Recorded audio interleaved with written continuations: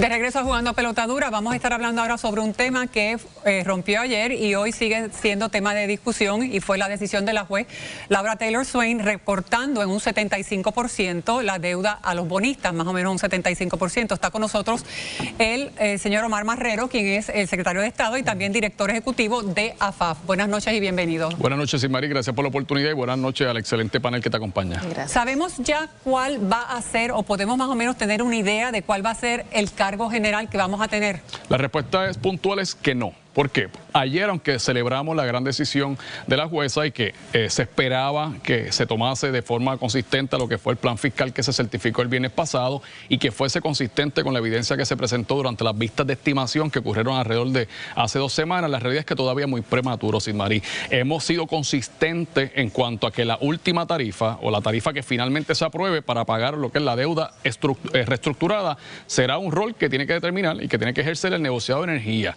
¿Por qué decimos que todavía es muy prematuro? Porque ayer se decidió un componente de todas las reclamaciones que tiene la Autoridad de Energía Eléctrica. La Autoridad de Energía Eléctrica tiene unas reclamaciones sobre 10.000 millones de dólares cuando tomamos en cuenta los 8.000 millones de dólares, 8.5 con intereses de los bonos. Tenemos 1.000 millones de acreedores no garantizados, 4.200 del sistema de pensión por la deuda actuarial y también lo que se conoce como los field line lenders y otros acreedores. Así que estamos hablando de un tamaño, de una quiebra casi el tamaño de la ciudad de Detroit, que en un momento dado era básicamente la quiebra más grande antes de que el gobierno de Puerto Rico incumpliera con su deuda. Así que aún es prematuro, sin embargo, sabemos que va a ser sustancialmente menor en la medida que ya la porción más grande y quienes estaban insistiendo en una recuperación más allá de lo que tenían derecho eran los bonistas. Pero también se habla de que hay otras variantes de cargos. ¿Cuáles son esas variantes de cargos adicionales? Bueno, la realidad es que como parte de las otras reclamaciones que se tienen que atender es esencialmente las pensiones.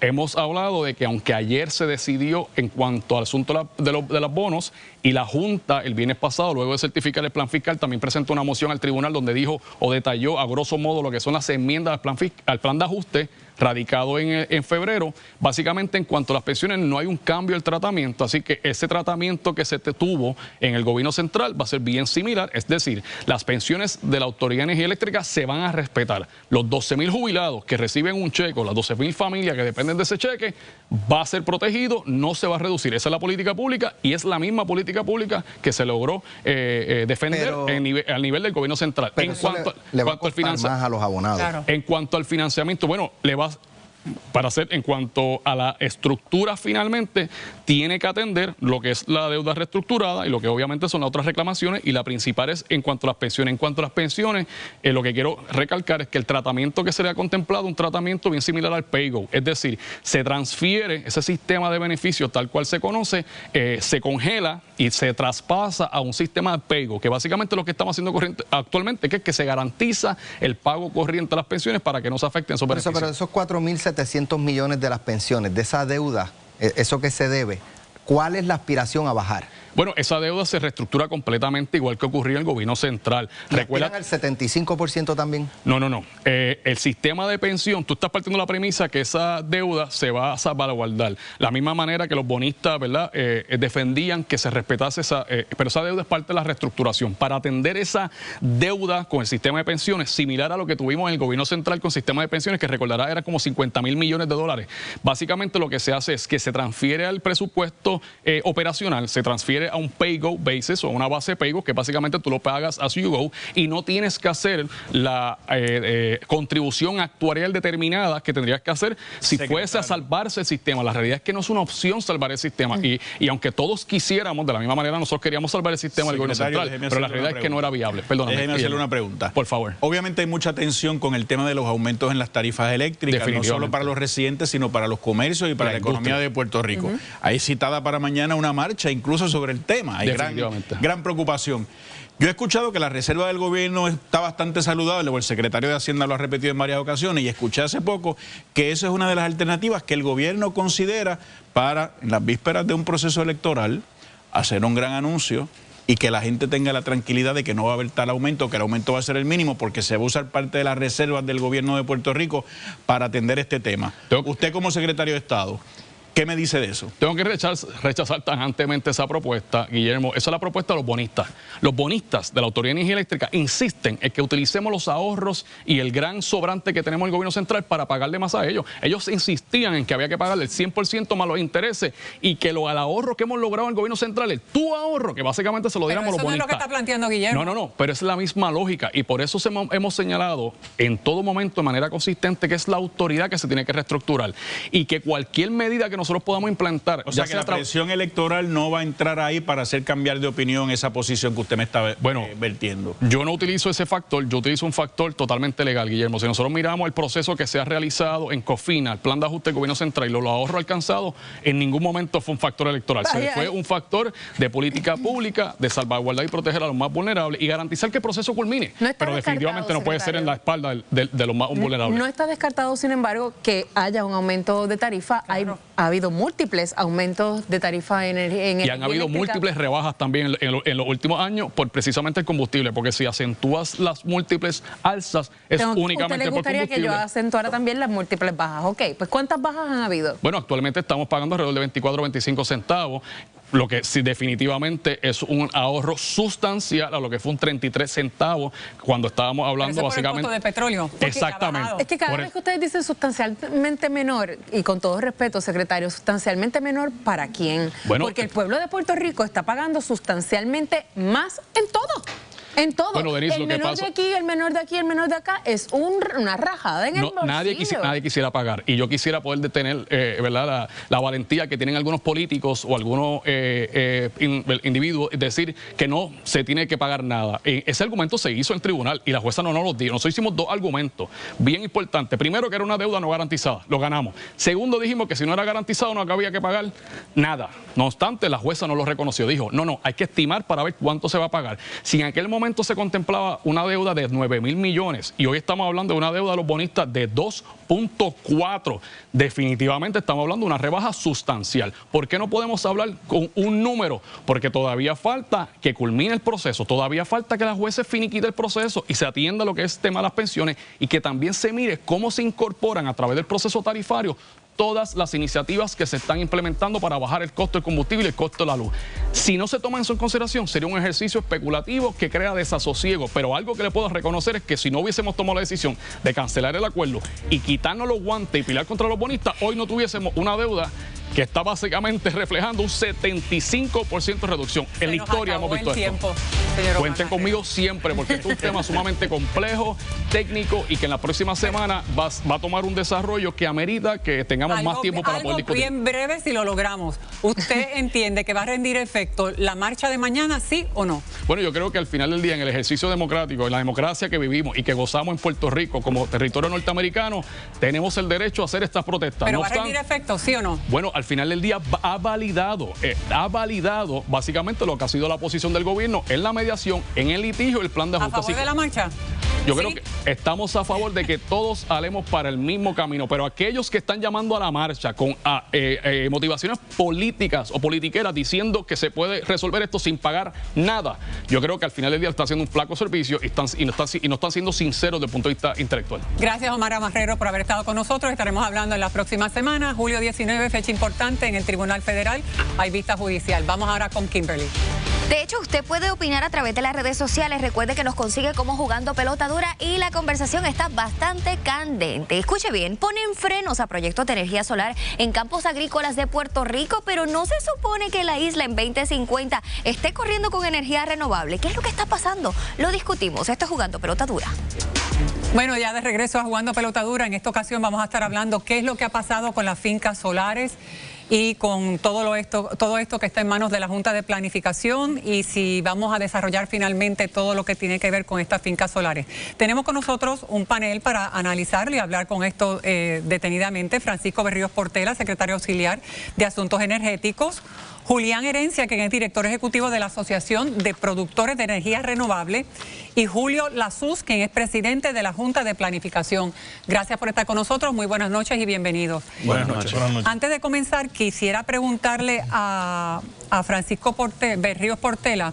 Estábamos hablando con el director ejecutivo de AFAF y él mencionó, cuando yo le pregunté ¿cuáles son los otros cargos generales? ¿Cuáles son las otras variantes de cargos que vamos a ver en la energía eléctrica y en la tarifa de energía eléctrica? Y él lo que mencionó fue que eso le corresponde al negociado de energía. ¿Cuáles son esos cargos variantes? La realidad es que Puerto Rico tiene un ente regulador que se llama negociado de energía, que es quien determina cuál es el costo para los consumidores. Y sí vemos trimestralmente que se revisa esas tarifas en base a los sube y baja del costo de combustible. El resto de los cargos han permanecido fijos. Sí, hemos visto anteriormente un alza que hubo en la recuperación del mercado de combustibles y sí, eso se reflejó en la factura de consumidores. Igualmente, como bien mencionó el secretario, hubo unas reducciones desde septiembre del año pasado. Hemos visto estas tendencias que hemos vuelto a una normalidad. Pero esos cargos fijos se van a quedar cargos fijos, no van a haber variantes, nuevos cargos fijos. Esos cargos fijos estamos trabajando para que reduzcan precisamente con la integración de energía renovable, con la integración de Genera para la compra de combustible. Específicamente estamos en la búsqueda de tener mejores costos, ¿verdad?, para el beneficio de todos los consumidores. Pero está estancado todo esto de las energías renovables. Ahora mismo vemos que las fincas solares en Guayama y Salinas están paralizadas. Bueno, esas fincas solares están avanzando, están ahora mismo varios procesos de permiso que están en curso. Nosotros directamente desde la oficina del gobernador estamos dándole la atención especial a cada uno de estos proyectos para asegurarnos que puedan avanzar a la brevedad posible. Sí ha trascendido públicamente y voy a dejar respetuosamente al presidente de la Junta de Planificación que aborde sobre la noticia que salió específicamente ayer en cuanto a la comunicación de la Junta de Planificación hacia la Junta de Control Fiscal en cuanto a lo que es la petición de catalogar estos proyectos como críticos. Antes de eso, Xiomari, porque si bien es cierto que sería injusto adjudicarle al gobierno responsabilidad por el aumento de los costos de petróleo a nivel internacional, porque hay una guerra, por lo que fuere, pues tampoco yo creo que el gobierno puede reclamar que ha hecho gestiones para bajar los costos de energía por el hecho de que esos mismos costos que suben cuando el gobierno no tiene responsabilidad, bajan también cuando el gobierno no tiene responsabilidad. La pregunta es qué otros factores se trabajan para que se bajen esos costos independientes del costo general del petróleo a nivel internacional. Bueno, podemos, ¿verdad?, abundar bien profundo. Existen diferentes mecanismos, ¿verdad?, que estamos utilizando para usar los fondos federales que están disponibles para cambiar todos los metros en Puerto Rico, poder hacer implementaciones como es Time of Use, poder hacer implementaciones como es respuesta a la demanda, lo que es el uso de la tecnología para asegurarnos de que se pueda manejar de mejor manera y optimizar los recursos energéticos que tenemos. La integración de baterías a gran escala también es otro asunto puntual que nos va a ayudar a reducir precisamente atendiendo lo que son los picos de demanda energética en Puerto Rico. Julián Herencia, usted es director ejecutivo de la Asociación de Productores de Energía Renovable. ¿Cómo se está moviendo todo este asunto relacionado a las placas solares, las fincas solares, etcétera? ¿Cómo se está moviendo? ¿Está lento? ¿Está atrasado? ¿Hay escollos por parte de la Junta de Planificación? ¿Qué? Bueno, hay sus retos, ahora mismo ahí en lo que se llama el Tranche 1, la primera ronda de proyectos, hay 315 que ya pasaron y cerraron el proceso de negociación y ahora están en el proceso de obtener los permisos para arrancar la construcción. Así que todo va a pasar por su proceso, especialmente la de permiso. Este proyecto es aprobado. ¿Cuáles son los escollos mayores?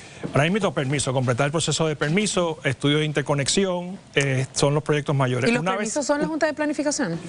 Los proyectos en la Junta de Planificación entra la parte evaluativa en cuanto a si cumplen con el criterio de que se puedan ubicar o puedan estar en ciertos sitios y en ciertas zonas. Eso es lo que es el rol de la Junta de Planificación.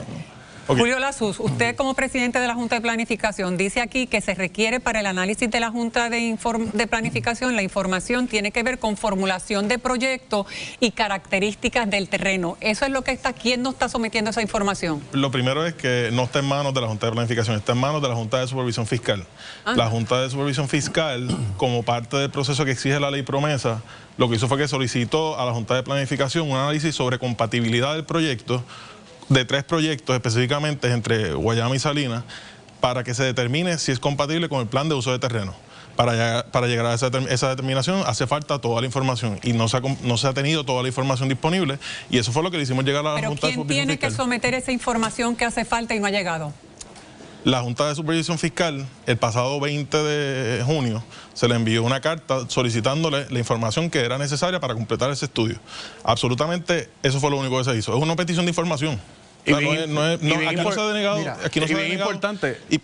perdón, ingeniero, aquí no se ha denegado ningún proyecto.